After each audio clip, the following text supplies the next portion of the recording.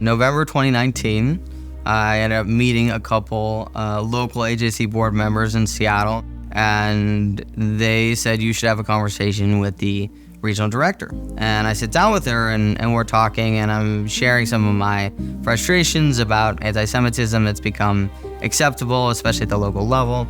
And she said, well, you should know that I have an op-ed running in the local newspaper this weekend that specifically calls on the mayor to move away from her silence in the face of anti-Semitism. And I said, well, that's really going to make a lot of people angry. And she said, yeah, absolutely. I said, okay, that sounds like my kind of organization.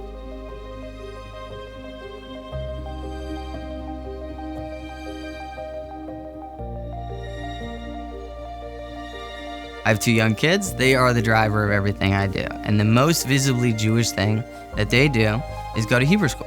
And in the last few months, we go to Hebrew school on Sundays, we come home, we get a donut, and then as we're driving back to my house, the overpass over the freeway nearest to my house is a standing place of protest for pro-Palestinian protesters. And they're waving flags, and they are getting people honking their horns at them in solidarity.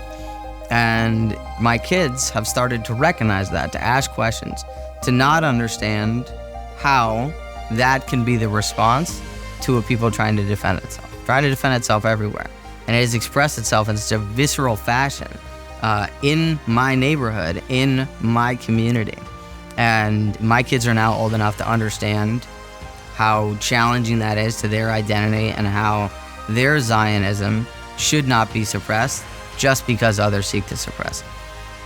I think AJC really does empower its leaders to have a vision, pursue it, and do so in a way that is supported and backed by a global organization and all the resources it has to offer.